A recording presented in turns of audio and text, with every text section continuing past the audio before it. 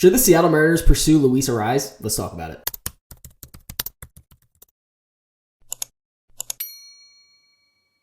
Now, I'd be lying to you guys if I said this wasn't the most interesting conversation in all of baseball, in my personal opinion, only because I just can't believe all the amount of hate that Luis Arraez gets. Now, I understand both sides of the story, and we're going to be going into both sides today. But for a guy who has won 3 batting titles in a row and is the first player in MLB history to win it on 3 different teams, I can't lie, the hate is a little wild. Now, like I said, I'm going to be going into both sides of the argument to kind of get a better sense of what both sides are saying about Luis Arraez as a player, but also if the Seattle Mariners should really consider pursuing him to fill either the first base or second base hole, even though in my personal opinion, first base really isn't a hole. So just in terms of some contract stuff, as of yesterday for arbitration, Luis Arraez and the Padres have agreed on a $14 million salary for 2025. Now, right then and there, you can almost argue that with that price tag, the Seattle Mariners are already out because they probably cannot afford that, and that would probably be their only big move of the offseason. But now, before we dive a little bit deeper into Luis Arraez's stats, we're going to talk about a little bit about the one side of the argument, and that is the side that is hating on him as a baseball player. Now, that side is basically arguing the fact that Luis Arraez is a one-trick pony, so all he can do out of the 5 tools is hit a baseball. He doesn't offer any speed, he doesn't offer any solid defense, and he definitely doesn't offer any power. In his 6-year big league career, he only has 20 stolen bases and 28 home runs. So that's like over the course of 6 years. So that is not a very good average. He's averaging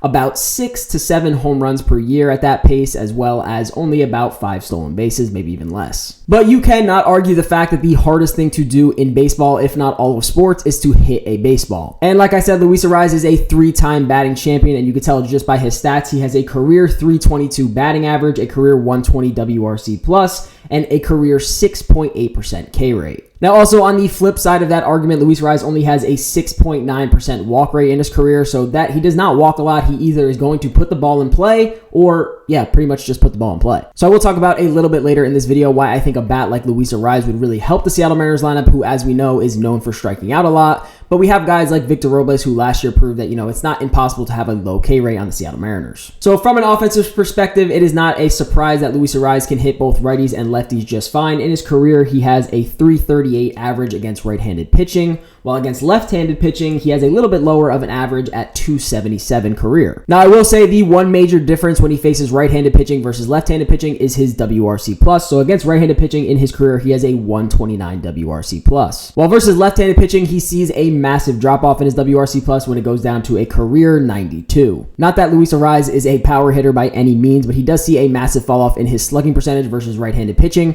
where he has a career 443 slugging versus right-handed pitching, while versus left-handed pitching, he has a career 344, so definitely a huge drop-off there. Not a huge drop in his on-base percentage versus right-handed pitching, he has a 383, while versus left-handed pitching, he has a 338. Now let's go into the other side of the argument, where a lot of people are saying that Luis Arraez is a one-trick pony, which I do happen to agree with you. He is basically a one-trick pony, but he is a one-trick pony for the hardest thing to do in sports. But we will go over his defensive stats, because obviously that is super important if he's coming over to the Seattle Mariners, because we're going to need him to probably play the field, mainly second base. So last season alone, he played 69 games at first base, 47 at DH, and then 42 at second base. So we're going to go over his defense to show just how bad he really is in the field. So at first base in his career, he has 1,152 innings played, where he has a -8 total outs above average, with last year being his worst at first base, where he played in 533 innings, where he had a -6 outs above average all of last year at first base. Now, these numbers are pretty rough for second base, which would probably be the main position he would play if he were to come over to the Seattle Mariners in the first place, but he has a total 2,711 innings played at second base, with a total of -33 outs above average. Where in 2023, he played the most innings he has in his career at second base, which is 1,124 innings when he was with the Marlins, and he had a total -11 outs above average at second base. But last year, he didn't play in that many innings at second base, played in 339. He still put up a -7 outs above average at the position. So yeah, I would say it is very safe to say that people on the other side have a massive argument that he is pretty much useless as a defender. Now, I think a massive part of that is his range, because if you look at his range numbers, he has a lot of negatives throughout most of his career. The only year that he did not have negative range at the second base position was back in 2022, where he only played 277 innings at the position. So now staying on the side of the argument where people are saying that he is basically a one-trick pony, and to be honest, he's not even that good at being the one-trick pony that he is. So in people's opinion, it is awesome and all that he has a 314 batting average last year, but then when you dig a little bit deeper into the numbers, he only had 4 home runs and 46 RBIs, which is a huge reason why in 150 games played last year, he only put up a 1.1 3.1 F-WAR. Now, his best career year was back in 2023 where he posted up a 3.3 F-WAR, and that was not because of his defense, but mainly because of his offense, and he had more power numbers where he put up 10 home runs and 69 RBIs that season. And he also put up a 354 batting average, which is pretty dang good. So while I am very much understanding that the argument for both sides can be correct, I do think a guy like Luis Arraez, who were to come into the Seattle Mariners lineup, who really struggles with strikeout percentage, as we know this lineup is terrible when it comes to striking out. I think adding a guy similar to Victor Robles, how he was last year, we loved watching Victor Robles play baseball last year because he would get on base all the time, which was awesome, and Luis Arraez would do the same thing. Now, I cannot compare the two games because Victor Robles is very aggressive on the base paths